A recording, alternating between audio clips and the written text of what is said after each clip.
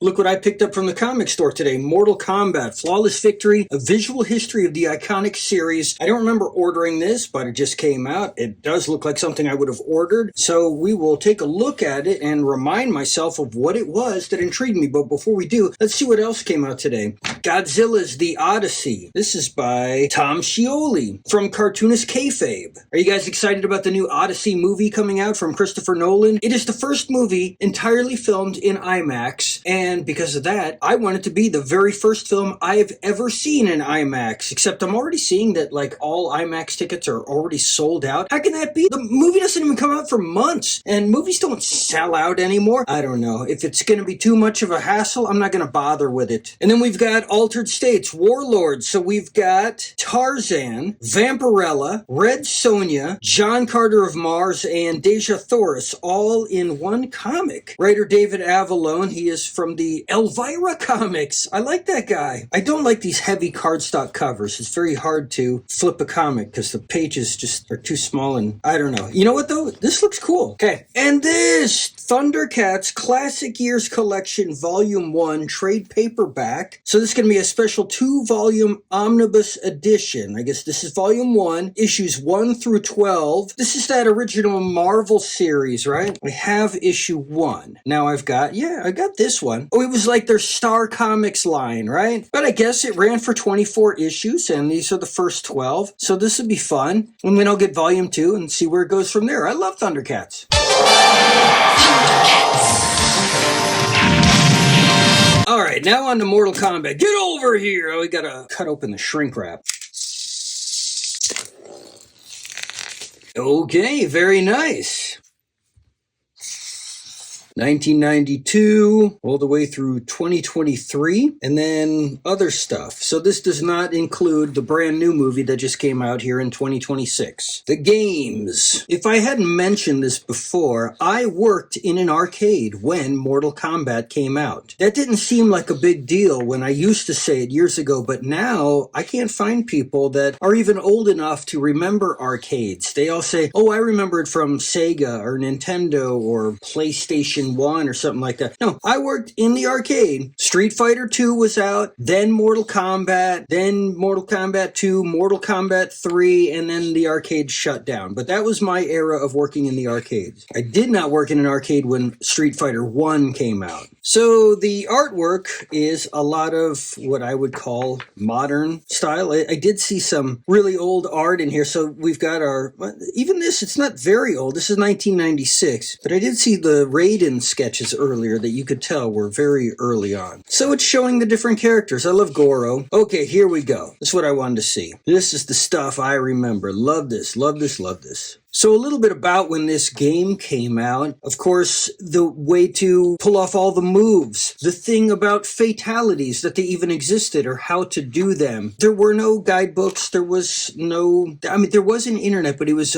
bulletin boards, so BBSs. It is the internet, but it wasn't the World Wide Web. So you got specific phone numbers. You dialed into people's personal computers that you got access to, and then you could read BBSs, and from there you could find out moves that people were figuring out on a day-to-day basis across the country. And then you would go down to the arcade and you'd actually have to put your quarters in and attempt them. It was quite a thing every night to go to the arcade and watch people slipping a little piece of that green and white striped printer paper all folded up out of their pockets and glancing at it while trying to be indiscreet so that people wouldn't notice what they were doing. And then they'd pull off something crazy and everyone would be go, whoa! And you just keep adding to your knowledge base. It was so exciting to find out new things every day. Not only that, as many new things as you found out, there were just as many rumors that were as equally as possible in your mind that could also be things that were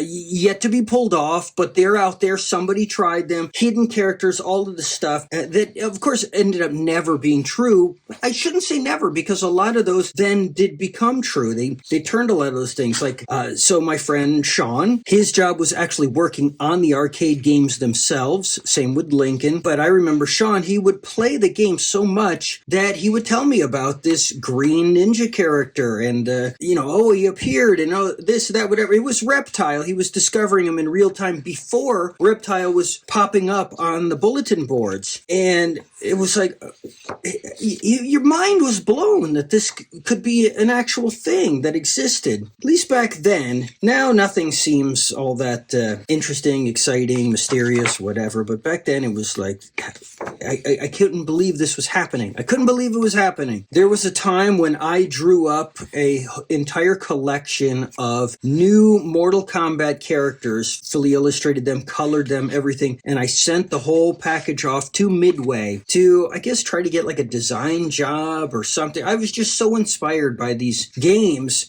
Not that I was any good at playing them. I've never been good at playing games, but I love the imagination behind them, the creativity, the characters, the storylines and stuff. At least back then I did. I don't really care about where it all went to, but in the beginning. And I just wanted to be a part of it. So Sean was showing me, look, I saw this green character 3 times, and when you go into the settings board, whatever, to see all these things I need to check on for my job, it has Reptile appearances 3. And it actually, I saw it when it said 0, I saw it when it said 1, 2, and 3, and they coincided with the times that I've seen him, which means he was the only one seeing Reptile. Of course, he was on that game at all times. Well, he said, look at this. There's one that says Ermac. I wonder if that's another hidden character. Of course, it ended up being Error Machines, and it wasn't a hidden character. They made it into a hidden character. So back to my characters, I sent the stuff off to Midway. Of course, I never heard back from them. I'm positive this stuff just went right into the garbage. Of course it would. You're not going to take unsolicited material and then something similar comes up in your next game and then you're sued. I didn't know any better when I did this. I was,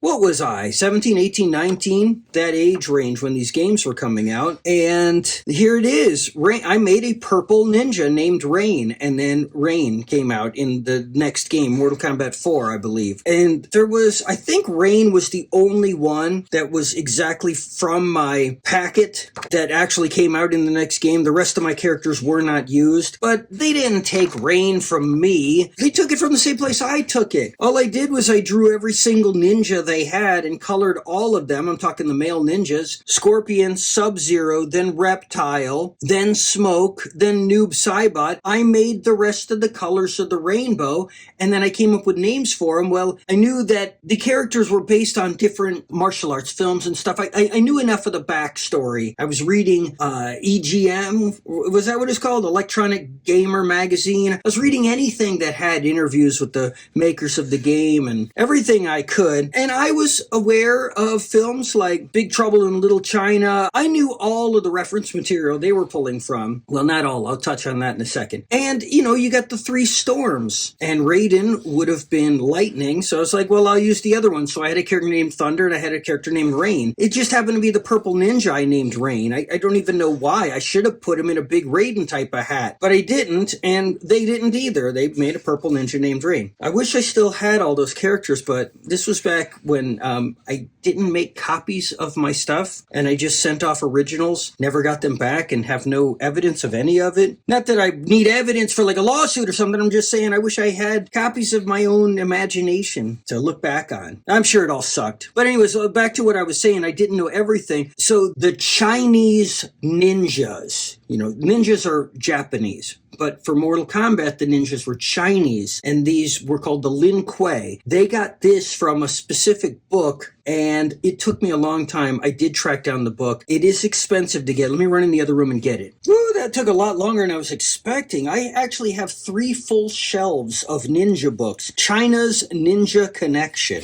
If it had a dust cover, I didn't get it with mine. It was so hard enough to track down a copy that I could afford. I probably couldn't even afford this, but I got it anyways. This is from 1984. It was not reprinted. There you are, the Lin Kuei. The Chinese Lin Kuei. I don't even know if I've ever looked at this book. I'm sure I did. I looked through it and then throw it on a shelf and never touch it again. I'm an idiot. Speaking of which, look what I had right next to it. These cool Chuck Norris books. I love these painted covers. Chuck Norris Skyscraper Assault and Chuck Norris The Caverns of Darkness. Look, he's battling ninjas in both of them. Awesome. Maybe we'll look at these later. All right, let's just finish this up. I like the old sketches. That's my favorite part. So I think that's all I got to say about Mortal Kombat for now. I saw the Mortal Kombat movie when it came out in the theater in 1995, and I saw the latest one that just came out in the theater here in 2026. And you know what? Oh yeah, that's what I'm talking about. I have PDFs of all these old comics because they're too expensive to buy original copies. You know, except for like Goro, Prince of Pain, which you can find at every convention. I have that. I think I have this as well. I believe I have issue 2 or something of that. Some of these are easier to find, but it's this original one that you had to send off to Midway from the original game. Nobody got that. I wish I had an original copy. I'd be afraid to touch it. I'd just stick with my PDFs. What was I going to say? Oh yeah. So I've met the actual people that were digitized as the characters in the game. I've met them. I've met the actors that played the characters in those movies from the 90s, and there are more, and I'll be meeting them within the next few months at upcoming conventions. It's going to be very exciting. I love meeting people from stuff I like. That's a dumb sentence. Hey, look at this! A Mortal Kombat lunchbox? Temporary tattoos, vinyl stickers. Oh, this is neat. And that was it. Okay, so I'll see you next time.